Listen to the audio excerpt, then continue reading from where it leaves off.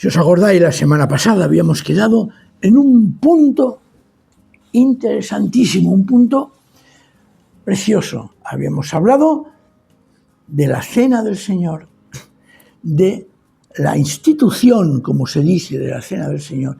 Yo dudo que el concepto de institución que tenemos hoy en día esté presente en este momento. Pero bueno, vamos a tomarlo así. En que como habríamos hablado de una comida en común, en que se hablaba, se comentaba, se compartía sobre Jesús, sus recuerdos, los que sabían de él, y entonces se producía en medio de aquella comida el partir el pan. Partir el pan. Mirad, este es un símbolo que aparece en las Escrituras y que normalmente era el padre de familia que con este gesto y la pronunciación de la bendición se daba paso a que la gente, la familia, empezase la cena o la comida. A mí me impresiona mucho este gesto. Tiene un significado tremendo. ¿Os acordáis en el camino de Emaús? ¿Cómo reconocen a Jesús? Está en Lucas, capítulo 24, versículo 35, si no me equivoco. Reconocen a Jesús en el partir el pan. Porque Jesús, de alguna manera, en nuestras congregaciones, en el momento del símbolo de partir el pan, hemos de sentir la presencia de Jesús entre nosotros. Por eso se dice, es un memorial, anamnesis, es decir, un recuerdo que no es simplemente yo me acuerdo no, es hacer presente, esta es la idea, hacer presente un hecho sucedido anteriormente, pero que se hace presente, vivo, real, auténtico en aquel momento. Pero ¿qué pasa? En aquella situación faltaba el ágape, el amor fraternal. Ya lo vimos el sábado pasado, cuando hablamos de las divisiones, cuando hablábamos de que habían disputas, incluso menosprecio en según qué situación económica. Mirad, en un lugar cuando hay división y hay rivalidad, es porque falta la fraternidad. Y aquello es una auténtica farsa. Es decir, ¿qué significa? Pues significa lo que nos indica el versículo 27, dice, de manera que cualquier que coma este pan y beba esta copa del Señor indignamente, será culpado del cuerpo y de la sangre del Señor. Hay muchas personas que este trozo lo interpretan de una forma tan personal, y lo digo de corazón, equivocada, que puede incluso llevar en sus mentes, en sus actitudes, para mí, lo digo de corazón, falta de formación, que no tienen culpa, en que dicen, si yo he pecado durante la semana, yo ya no puedo participar en el partimiento del pan del domingo en la congregación. No, hermanos, por ahí no va el tema. Por ahí no va el tema. Porque si durante la semana, ¿quién no peca? ¿Quién no peca? Nadie es digno de participar de este pan y de ese vino, porque todos pecamos. Ahora, si hay arrepentimiento, no hay nada ni nadie que te prohíba participar del pan y del vino. Y es un error que esclaviza a muchas personas. Mirad, de verdad os lo digo, la dimensión de este pasaje es una dimensión comunitaria. Por eso dice, fijaos, de manera que cualquiera que coma este pan o beba esta copa del Señor indignamente, no está diciendo como pecador, sino será culpado del cuerpo y de la sangre del Señor. Es decir, será responsable delante de la congregación si esa persona está enemistada con otra. La participación en la mesa del Señor no se está aquí expresando en el ámbito de la santidad personal, se está expresando en cuanto a la relación con los demás. Por eso dice el versículo 28, pruébese cada uno a sí mismo.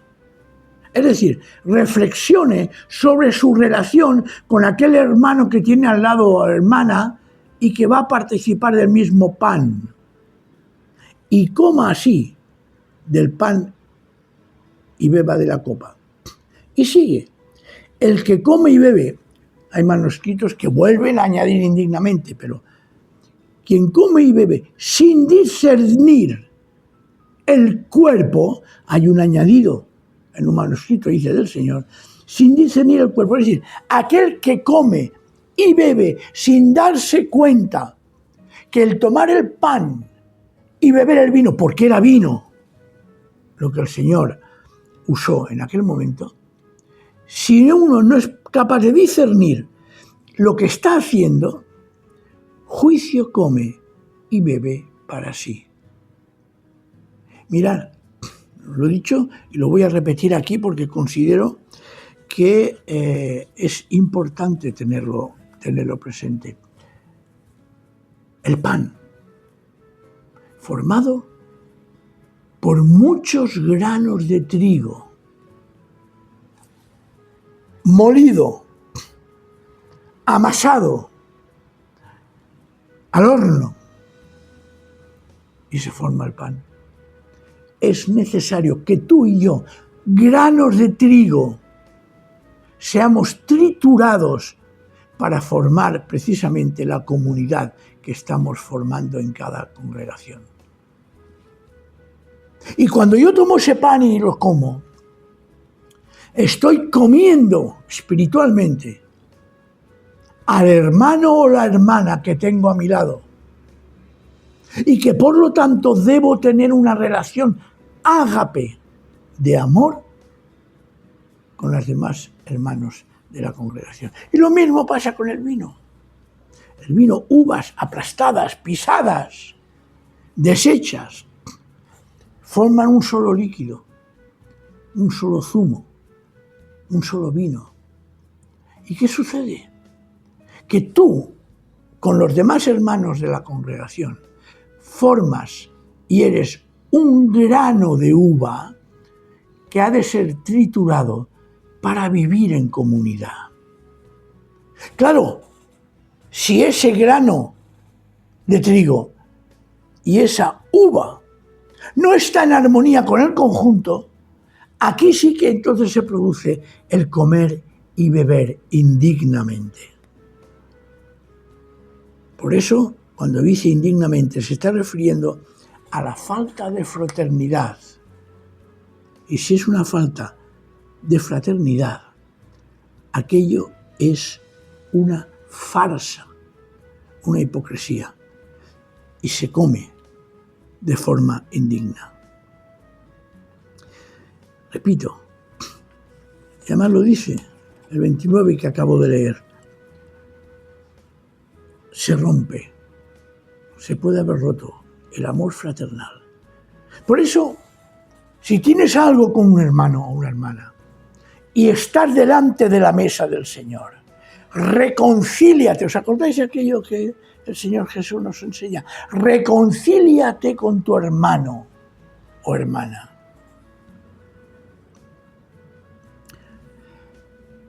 participar de la Santa Cena, del partimiento del pan, del gesto precioso que nos invita a pensar en la presencia de Jesús espiritual, no física, no creo sinceramente, ni creemos en la llamada transustanciación, ni en la consustanciación, ni en cualquier sistema que nos pueda decir que aquel pan es Cristo. No, es una forma simbólica, espiritual y real de la presencia de Jesús en aquel gesto. Pero nada más. Mirar, examinar nuestra conciencia. Si tenemos rivalidades, si tenemos falta de perdón, si tenemos desprecio por el otro. Hay un versículo tremendamente importante que dice en el 31, si pues nos examinásemos a nosotros mismos, ¿veis cómo el contexto está en eso? No seríamos juzgados o condenados, pero siendo condenados por falta de amor fraternal, somos castigados o corregidos por el Señor para que no seamos condenados con el mundo.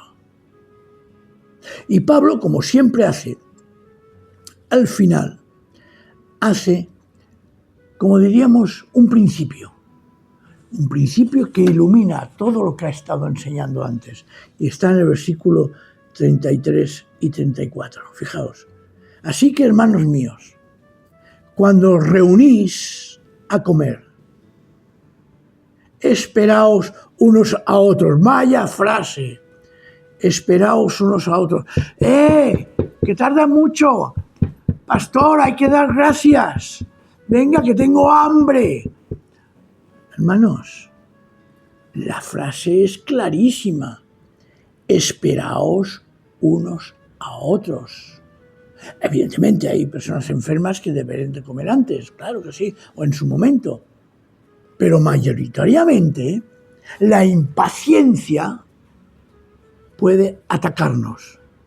Y dice el 34, fijaos, si alguno tiene hambre, fijaos el detalle, si alguno tiene hambre, que coma en su casa, para que no os reunáis para condenación.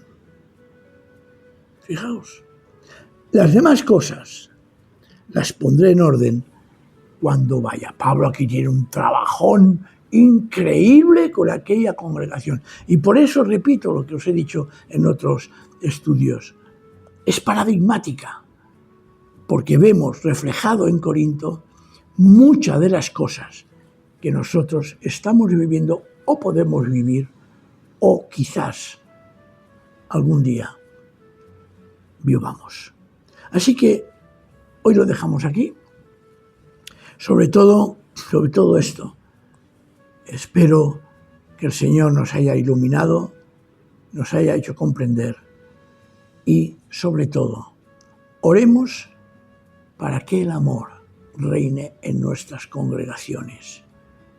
Y no olvidaros, Am Israel Jai, el pueblo de Israel vive. Oremos por nuestro pueblo Israel.